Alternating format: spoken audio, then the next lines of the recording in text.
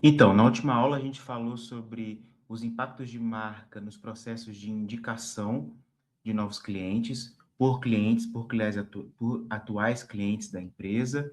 Agora a gente vai olhar, continuar olhando para a perspectiva do atual consumidor que está na base atual de clientes, e eu quero que ele aumente, tenha o seu valor efetivamente aumentado na minha base. É o que a gente chama de lifetime value, né?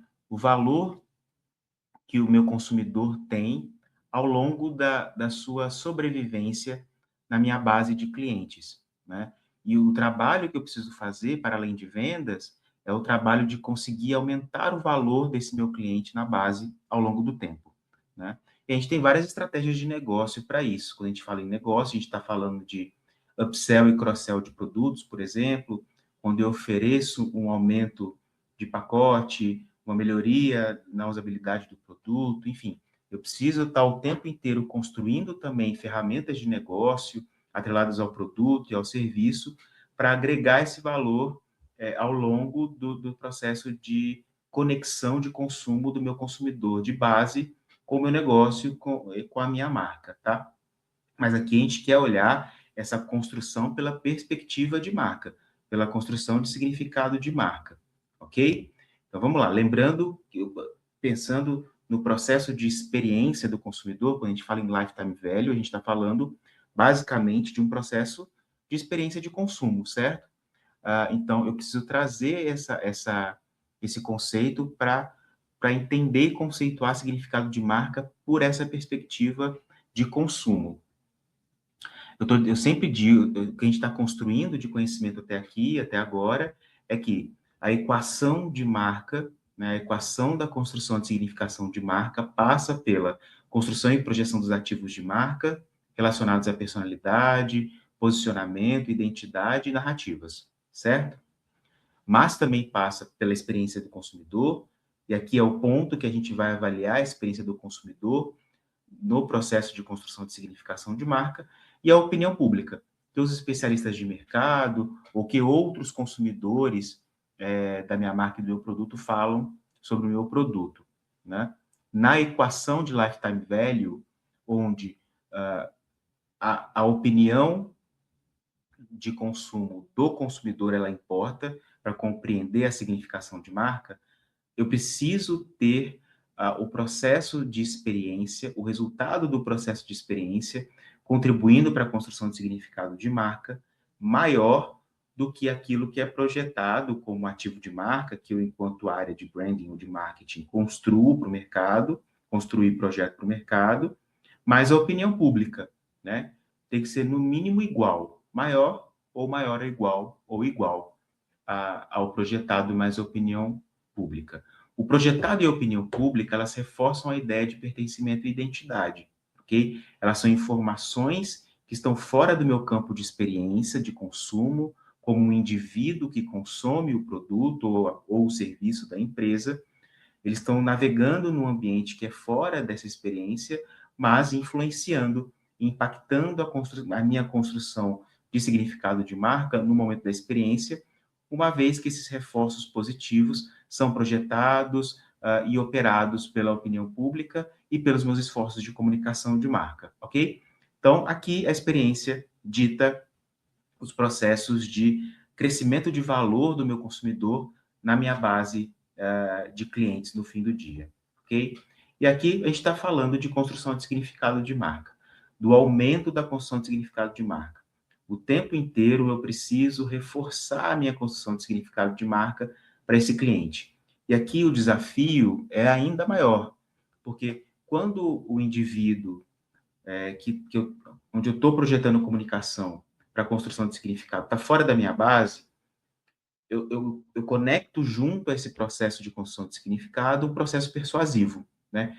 Além de construir significado de marca, eu preciso convencê-lo de que o meu produto, de fato, é o produto a ser consumido e que vai resolver a dor e o problema dele. Então, quando a gente fala da postura de marca em go-to-market, tem uma aula só disso, sobre marcas como advisors, né, como apresentadores do meu produto. Entra nessa equação de projeção de marca olhando para o convencimento de um novo consumidor para que ele venha para a minha base, para que ele compre e venha para a minha base, ok? Quando eu consigo fazer essa passagem, quando eu trago esse potencial consumidor para uma esfera e perspectiva já de consumo, ele está na minha base, eu não apresento mais o produto como ele conheceu lá no processo de vendas, porque ele já teve a experiência de consumo, ele sabe por experiência o que é aquele produto e qual benefício esse produto entrega para ele no fim do dia, ok?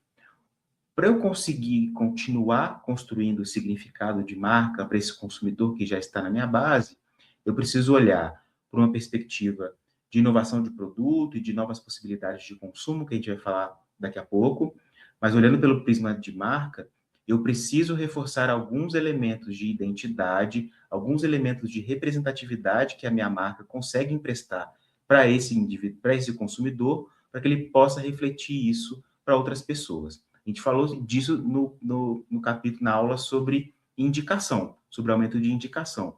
Como uma marca tem essa potência de representar o significado que eu, como indivíduo, quero gerar no imaginário de outras pessoas.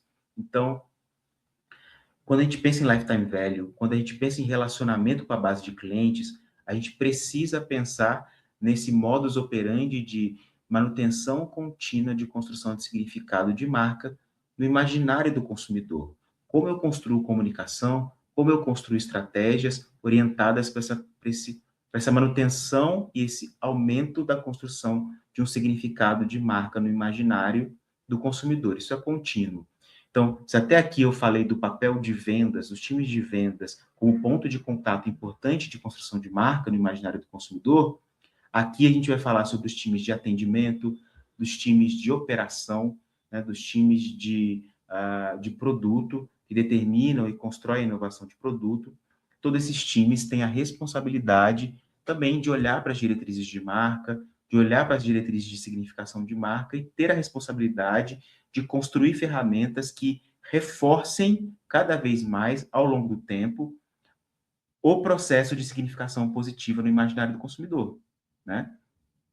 Então, aqui, para além de um discurso de marca, eu tenho uma atitude de marca, eu tenho uma atitude de operação, uma atitude de produto, uma atitude de atendimento que reflete e reforça significados de marca de maneira contínua. A maneira como eu atendo, a maneira como eu inovo em produto ou serviço, a maneira como eu opero o meu serviço, que eu me conecto, que eu me relaciono no dia a dia com o meu consumidor, determina e potencializa a força, o crescimento de força desse significado no imaginário do consumidor. Então, aqui a gente reforça essa ideia de que todo mundo da empresa, todas as frentes, são responsáveis pelos processos de construção de marca. E aí, o conhecimento que a gente está construindo até aqui vai levar a gente para o próximo bloco de construção da construção de conhecimento, de psicobranding, que é relacionado à cultura corporativa. Como marca precisa ser esse balizador da cultura corporativa. Um dos fatores é esse imponderável da sua facilitação no processo de construção de valor, de marca e do negócio, ao longo de todo o momento que o consumidor está presente na minha base de consumo, tá? E aí o que eu preciso, que os times de produto, né, precisam se questionar, levar o questionamento para a construção de negócio, para manter o aumento, para ter esse aumento no lifetime value, né, para ter esse aumento na percepção de valor de negócio e de marca, o meu produto ainda faz sentido para esse consumidor que está na base, ou eu preciso adotar um processo de inovação, um processo de adequação, um processo de propósito para esse produto ou para esse serviço que eu presto para ele no fim do dia, né? O que ele comprou no dia 1 ainda diz quem eu sou para ele no dia 10, por exemplo, ou nesse tempo de validação da esteira de consumo. Então, eu preciso olhar para produto e para serviço com essa mentalidade uh, de, um, de uma potência para conseguir manter o meu consumidor na base, claro, que tem as suas necessidades, como a gente viu nas aulas relacionadas ao cérebro, necessidades relacionadas à empatia, à transformação, à confiança, à segurança e assim por diante. Então, meu produto, a minha entrega de serviço reforça isso, E se eu tenho um processo, se não, e provavelmente não, né, eu preciso investir nesses elementos de adequação, inovação e propósito para mantê-lo na minha base. E isso vai se conectar com a construção de significado de marca no imaginário desse consumidor, né? Se eu sou uma marca que está estacionada na minha prestação de serviço, isso cria um significado negativo no imaginário do consumidor que busca novidade, né? O cérebro do consumidor também, a gente já viu até aqui, ele tem um ímpeto de buscar novidade, isso é importante para ele. Ele trafega muito entre esse movimento mais default e o movimento executivo. Então, quando o consumidor está no movimento executivo, ele vai ter essa perspectiva de, tá, o que de inovação essa marca está trazendo para mim, que estou na base? O que de adequação essa marca está trazendo para mim, que estou na base? O que de propósito essa marca está trazendo de novo para mim, que estou nessa base, tá? Isso se conecta com sempre com a construção de significado no imaginário do consumidor. E aí aqui a gente termina essa aula trazendo a ideia do reforço arquetípico novamente, porque o arquétipo ele traz esse movimento de identidade, dessa potência que a marca tem de representar a identidade de um consumidor. E aí, quanto mais a marca consegue representar a identidade desse consumidor através do seu reforço arquetípico, mais vínculo esse consumidor vai ter com a marca e mais tempo ele vai passar na minha base consumindo meus processos de inovação, de tecnologia e assim por diante. E, obviamente, aumentando o seu valor ao longo da sua vida na base. Então, esse é um empoderável importante. A gente está chegando ao final desse bloco de vendas com essa perspectiva sobre o papel de uma marca com significado potente e forte, construído no imaginário do consumidor, para representar a identidade de uma pessoa para a sociedade, reforçando os vínculos sociais. Então, até agora, a gente falou de como a marca precisa se apoderar dessa característica de vínculos sociais